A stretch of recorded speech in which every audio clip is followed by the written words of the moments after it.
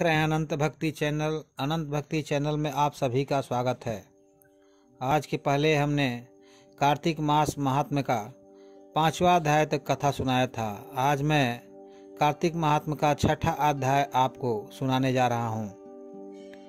यहाँ तक की कथा सुनकर उत्सुकतावश नारद जी ने ब्रह्मा जी से पूछा, हे पिता, कृपा कर शालिग्राम के वचन की उत्तम विधि बताइए। ब्रह्मा जी बोले, गंडकी नदी के उत्तर में 40 कोस दूर तक की पृथ्वी महाक्षेत्र कहलाती है। यहाँ शालिग्राम और गोमती चक्र पाए जाते हैं। गोमती चक्र युक्त चरणामृत लेने से मनुष्य की मुक्ति हो जाती है। शालिग्राम युक्त चरणामृत मनुष्य के लिए मोक्ष प्रदायी है। विश्वास एवं श्रद्धा से लिया चरणामृत रोग नाशक होता है और आयु वर्धक माना जाता है। नारद जी बोले, हे परमपिता, गोमती चक्र का महत्व बताइए। गोमती चक्र का महत्व बताते हुए ब्रह्मा जी बोले, जिस गोमती चक्र में 1 चक्र हो वह सुदर्शन, जिसमें 2 चक्र हो वह नारायण, 3 चक्र वाला अच्युत, 4 चक्र वाला जनार्दन, 5 चक्र वाला वासुदेव, 6 चक्र वाला प्रद्युम्न, 7 चक्र वाला संकर्षण, 8 चक्र वाला नलकुबर, 9 चक्र वाला नवव्यूह और 10 चक्र वाला दशावतार कहलाता है। हे पुत्र, जो मनुष्य भगवान शालिग्राम का पूजन करता है वह अवश्य ही जीवन मुक्त हो जाता है। बस पूजन का आधार है श्रद्धा। पूरी श्रद्धा से भगवान का कीर्तन करना चाहिए।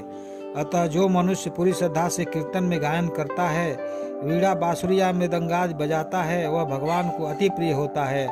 इसके साथ ही षोडशोपचार पूजन और निश्चित मंत्रों द्वारा उच्चारण करते हुए भगवान की पूजा करनी चाहिए।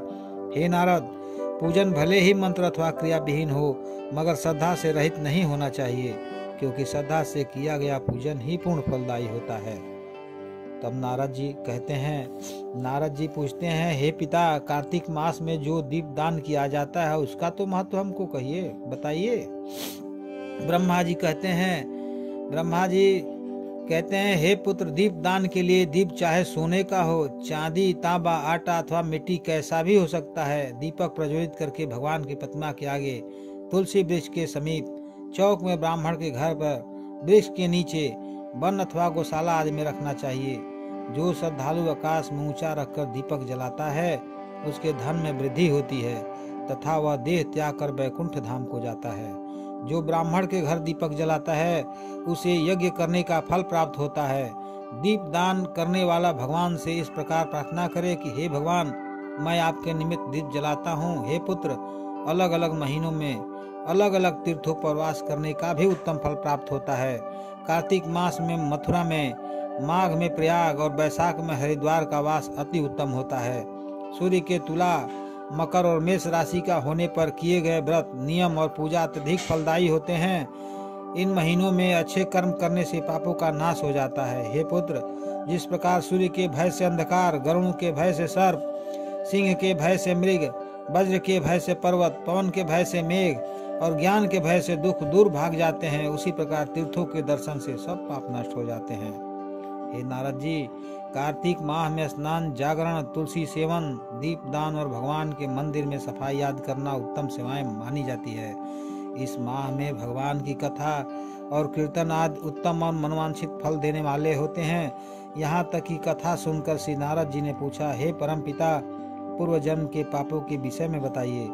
पूर्व जन्म के पाप कैसे जाने जा सकते हैं, ये तो बताइए। ब्रह्मा जी कहते हैं, हे पुत्र, मनुष्य कभी कभी अपने अनेक जन्मों में से किसी एक जन्म में किए गए पाप का दंड भोगता है।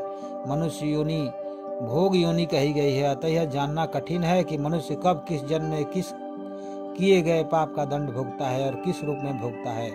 परंतु शारीरिक कष्ट, अपयश, कलंक, धन हानि, पुत्र क्षति आदि सभी पूर्व जन्मों के पापों के फल है। हे नारद जी, भगवान का नाम स्मरण, सेवा, दान और कृच्छाद्र व्रत से मनुष्य अपने पापों से मुक्त हो जाता है। यह जानकर नारद जी कहते हैं, हे पितामह, कृच्छाद्र व्रतों के विषय में कृपा कर विस्तार से हमको समझाइए। इसको स्पष्ट करते हुए ब्रह्मा जी कहते हैं, हे नारद जी, दिन में केवल एक समय भोजन करना पादकृक्ष व्रत, 3 दिन सायं काल और 3 दिन प्रातः काल भोजन करने से अतिकृक्ष व्रत होता है। सायं काल 22 और प्रातः काल 26 अथवा 24 ग्रास भोजन करना भी अतिकृक्ष व्रत कहलाता है। 3 दिन भोजन करें और 3 दिन उपवास करना भी अतिकृष्ण व्रत कहलाता है। इसी प्रकार सायंकाल और प्रातः काल एक ग्रास और 2 दिन बिना मांगा भोजन करें तथा अगले 2 दिन शुद्ध उपवास करने पर कृच्छार्थ व्रत होता है। हे पुत्र, 21 दिनों तक केवल दूध अथवा जल पीकर रहने पर कृच्छातिक कृक्ष व्रत होता है। 12 दिनों तक उपवास करने को पुराक व्रत कहते हैं। 4 दिनों तक उपवास करना, तत्पश्चात सत्तू खाना अथवा छाछ पीना, उसके बाद ब्राह्मण को वस्त्र एवं दक्षिणा देना, इसे सौम्य कृक्ष व्रत कहा गया है। हे पुत्र, इस प्रकार व्रत करने, ईश्वर की भक्ति करने तथा साधु संतों की सेवा करने से सब पापों का नाश होता है। इसी प्रकार मनुष्य को तप कृक्ष व्रत, जल कृक्ष व्रत और पितामह कृक्ष व्रत करने चाहिए। तप्त कृक्ष व्रत में तपा गरम दूध, घी और जल एक द्रव्य प्रतिदिन पिए और 1 दिन उपवास करना चाहिए। उपवास करके उस रात्रि को जल में स्थित रहे तो इसे जल कृक्ष व्रत कहा जाता है। ऐसा करने से वैकुंठ की प्राप्ति होती है। पितामह कृक्ष व्रत करके दिन में भगवान कृष्ण का पूजन करना चाहिए। इससे साधक सभी लोकों में पवित्र होकर वैकुंठ को जाता है।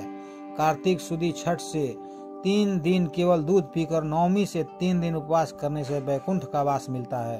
3 दिन तक अन्न खाए, फिर 3 दिनों तक व्रत करने से पत्र पंचक व्रत होता है।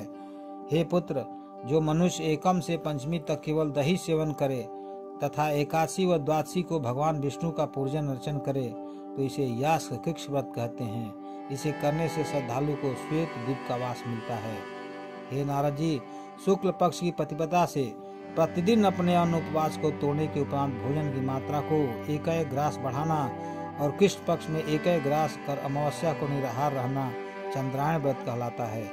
1 ग्रास में व्रती उतना ही ले जो सामान्य रूप से मुंह में अच्छी तरह आ जाए। हे पुत्र, आरंभ में जो गाय के 4 स्तनों का, फिर 7 दिन केवल 2 स्तनों का और फिर 6 दिन केवल 1 स्तन का दूध पीता है, उसके उपरांत 3 दिन केवल वायु पर जीवित रहता है, वह सोमपान व्रत करता है।